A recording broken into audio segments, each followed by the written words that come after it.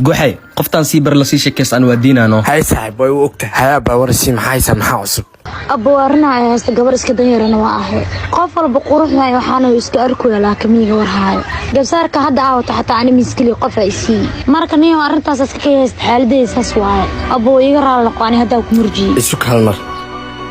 lacag ku dira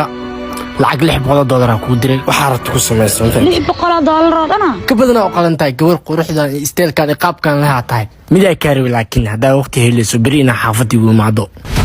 baahida ma ay faa'iideysanaysaa